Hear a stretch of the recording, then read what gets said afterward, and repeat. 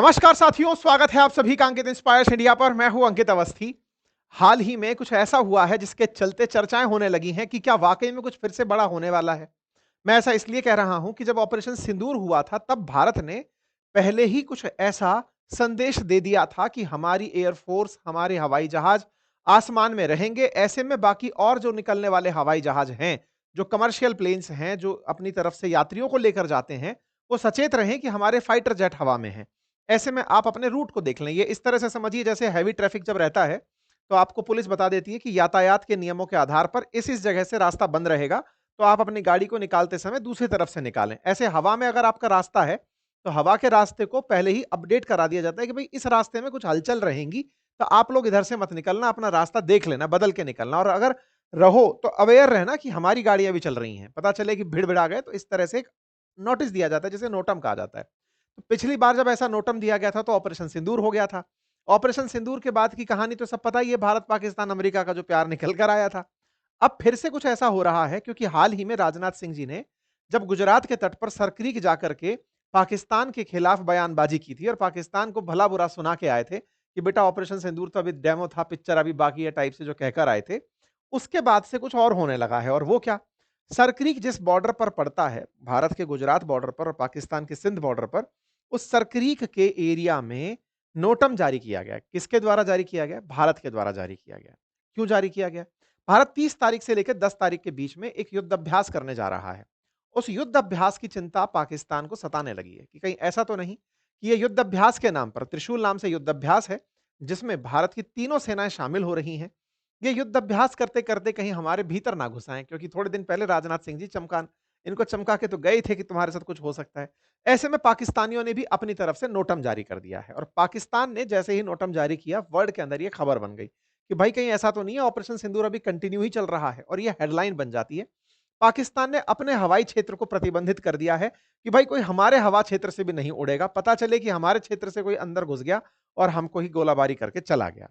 इस पूरी घटना को डिटेल में समझेंगे, त्रिशूल नाम का जो युद्धाभ्यास है उसे समझेंगे, इसके महत्व को समझेंगे और समझेंगे कि भारत-पाकिस्तान के बीच में क्या टेंशन बढ़ने की उम्मीदें हैं या केवल माहौलबाजी है, या फिर अफ़गानिस्तान का साथ देने के लिए भारत कुछ ऐसा तो कर नहीं रहा कि उधर से अफ़गानिस्तान पाकिस्तान के ऊपर कोई अटैक प्लान कर रहा हो। जो भी संभावनाएँ हैं उन पर चर्चा कर लेते हैं। आज रविवार शाम मध्यरात्रि 12 बजे तक आपके लिए दिवाली ऑफर जारी है अपनी पाठशाला एप्लीकेशन पर और बातें बाजार की एप्लीकेशन पर। अगर आप कोर्सेज लेना चाहते हैं तो हमारे ऑफर्स का लाभ ले सकते हैं। साथियों, भारत की तरफ से तीनों सेनाएं मिलकर के एक युद्ध अभ्यास कर रही हैं जिसका नाम त्रिशूल है। हमारी जल से, हमारे नभ से, हमारी थल से तीनों सेनाएँ जुड़ करके संयुक्त रूप से आपस में एक-दूसरे के साथ समन्वय कैसा रहे, इसके लिए ट्राइलेटरल एक्सरसाइज़ कर रही हैं। तीनों मिलकर के एक्सरसाइज़ कर रही हैं। ट्राई सर्विस एक्सरसाइज़ है और ये एक्सरसाइज़ अक्टूबर, मतलब एक्सरसाइज़ जो है वो अक्टूबर 30 से शुरू होकर के 10 नवंबर तक चलने वाली है। राजस्थान के जैसलमेर बॉर्डर से लेकर के गुजरात के रण ऑफ कच्छ बॉर्डर तक। कच्छ जहाँ है उसके सामने ही अरब सागर है। तो अरब सागर है तो समुंदर है, तो समुंदर में तैनात रहेंगी उस समय पर हमारी नेवी, हवा में तैनात रहेगी एयरफोर्स और जमीन पर हमारी तैनात है सेना। हमारी तैनाती के चलते पाकिस्तान ने उससे 2 दिन पहले ही अपने आसमान में नोटम जारी कर दिया कि देखो ये लोग तो आ रहे हैं। हम 2 दिन पहले से ही तैयारी कर लेते हैं कि अगर इस क्षेत्र में कोई भी गतिविधि दिखे, तो पाकिस्तानियों सचेत रहना, भारत वाले अंदर आ सकते हैं। कहाँ अंदर आ सकते हैं? रण ऑफ कच्छ के अंदर घुस सकते हैं। ऐसा पाकिस्तानियों ने अपने आप को आदेशित किया है। अब ये नोटम नोटम शब्द जो चल रहा है ये क्या है? नोटम, मैंने तो पहले भी आपसे कहा कि नोटिस टू एयरमैन है, लेकिन असल मायने में ये सबको सूचित करने जैसी चीज़ है कि भाई साहब यहाँ पर हम कुछ कर रहे हैं। इस तरफ मिसाइल चलाएँगे तो सचेत रहना कि मिसाइल दिख सकती है। हम इस तरफ से कुछ बम्बार्डमेंट करेंगे तो सचेत रहना, हेलीकॉप्टर उड़ेंगे, हवाई जहाज उड़ेंगे। इस तरह की जानकारी देना नोटम होता है। तो त्रिशूल नाम से हमारी ये युद्धाभ्यास होने जा रहा है, जिसकी खबर 26 अक्टूबर को जब पब्लिक हुई कि भारत की तीनों सेनाएँ मिलकर के ट्राइलेटरल एक्सरसाइज़ करेंगी, तो ये खबर अंतर्राष्ट्रीय खबर बनती चली गई। G20 से पहले भी भारत ने पाकिस्तान चाइना बॉर्डर पर इस त्रिशूल नाम की ट्राइलेटरल एक्सरसाइज को किया था। तीनों सेनाओं की जो संयुक्त अभ्यास है, इसको किया था। ट्राई सर्विस एक्सरसाइज को किया था। इस बार के नोटम में खास ये रखा गया है कि 28,000 की फीट तक भी हमारे विमान रह सकते हैं, ये नोटम में दिया गया है। अर्थात सचेत किया गया है कि 28,000 की फीट तक भी आप कोई ना कोई गतिविधि होते देख सकते हैं। अच्छा, अब एक बार के लिए भारत-पाकिस्तान के बॉर्डर को समझ लीजिए। जैसा मैंने आपसे कहा, पाकिस्तान का सिंध और भारत का गुजरात, इसके बीच में एक जगह है जिसका नाम है सरक्रीक। इसे लेकर लंबा विवाद रहा है। हमने इस क्षेत्र पर आपको पहले भी एक सेशन बताया हुआ है। सरक्रीक वो जगह है जिसे पाकिस्तान क्लेम करता है कि ये हमारा होगा और भारत कहता है कि ये हमारा है। दोनों ही यहां पर असल में लगभग 90 से लेकर के 95 किलोमीटर की एक नहर जैसी जगह है, खांची है, खाई है, जिसमें समुंदर का पानी अंदर जाता है। अब वो जो खांच बनी हुई है, उस खांच को अगर नदी मान लिया जाए तो थालवेग प्रिंसिपल लागू होता है, जिसके अकॉर्डिंग अगर दो देश अपनी सीमाएं तलाश रहे हों किसी नदी के माध्यम से, तो उस नदी में आधा रास्ता यानी कि मदी नदी के मध्य से बाउंड्री डिस्कस हो जाती हैं। अर्थात सर क्रीक अगर किसी प्रकार की एक सकरी नदी है, तो उस नदी के मध्य में से आधा पाकिस्तान का, आधा भारत का होना चाहिए।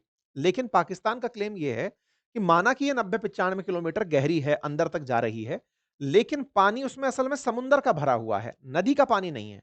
और नदी का पानी नहीं है, ऐसे में थालवेग प्रिंसिपल लागू नहीं होता और जब नहीं लागू होता, तो ऐतिहासिक रूप से उसे सिंध के साथ होना चाहिए क्योंकि गुजरात के तट पर वो स्थित है, यहां से आगे पाकिस्तान शुरू होता है। इस पर भारत का तर्क ये है कि ऐतिहासिक रूप से तो तुम भी हमारे ही थे, ऐसे में ये तो हम डिसाइड करेंगे कि कहां होगा। बस इसी सर्करीक को लेकर के भारत पाकिस्तान 1965 से उलझते आ रहे हैं। तो ये एक जगह ऐसी है जिसे लेकर भारत कभी भी धप्पा बोल सकता है क्योंकि ये विवाद लंबा है और भारत चाहे तो इस विवाद को सुलझाने के लिए इस पूरे क्षेत्र पर ही कब्जा स्थापित करके, क्योंकि अभी भी हमारा ही नियंत्रण यहां पर रहता है, दलदल बनी रहती है। ऐसे में बीएसएफ के द्वारा यहाँ की जो बॉर्डर सिक्योरिटी है वो भी थोड़ी टफ रहती है, लेकिन फिर भी हम लोग यहाँ पर कंट्रोल रखते हैं। भारत की तरफ से जो सदर्न कमांड है वो एक्टिवली यहां पर पार्टिसिपेट करेगी।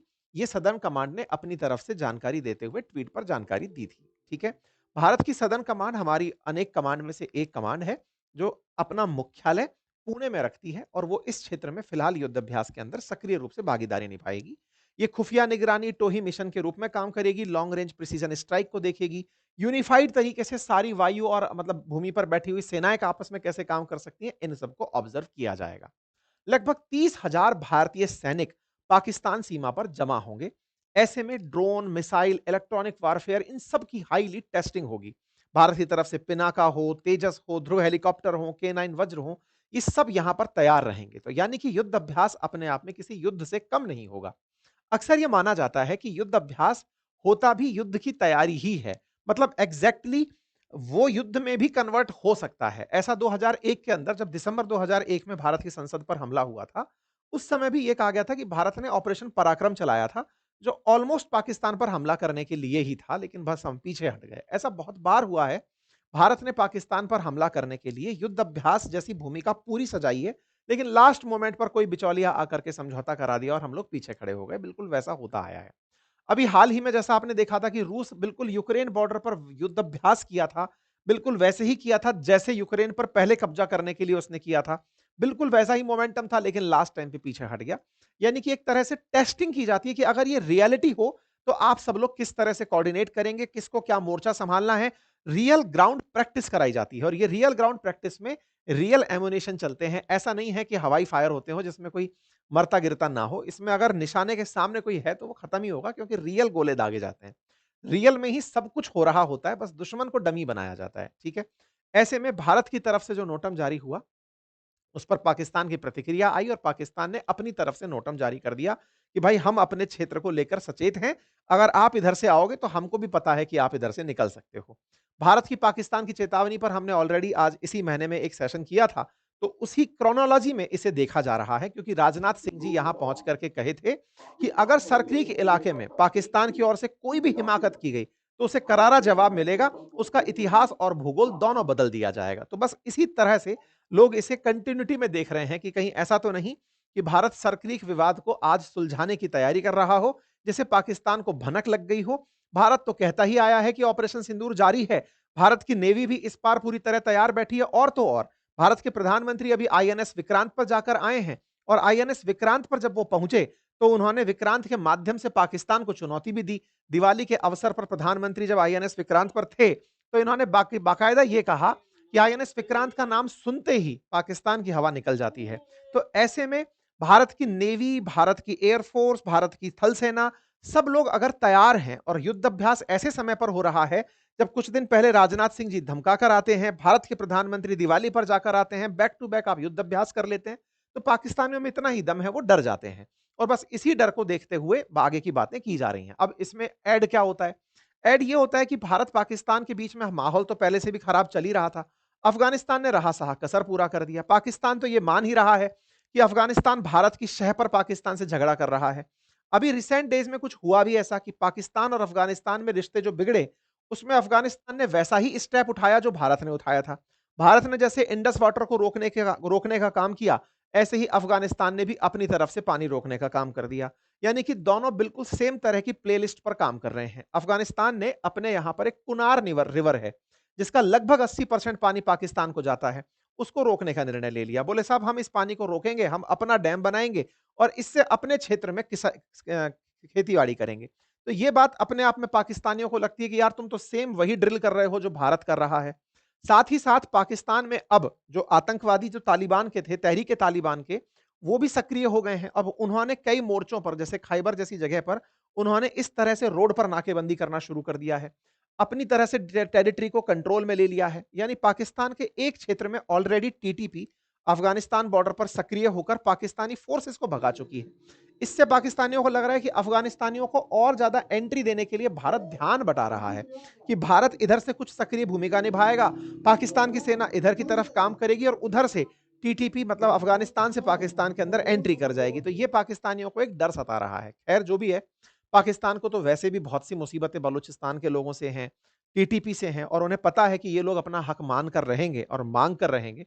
कुल मिलाकर पाकिस्तान को अमेरिका की शह से भारत के साथ कुछ झगड़ा होता है तो कुछ फ़ायदा ज़रूर होता है। लेकिन फ़िलहाल के लिए पाकिस्तान के लिए ये ऑपरेशन पराक्रम, ये ऑपरेशन त्रिशूल, कहीं त्रिशूल ही ना लगा दे, ये फ़िलहाल के लिए पाकिस्तानियों की चिंता हो सकती है। बाकी आप लोग इस विषय पर क्या सोचते हैं?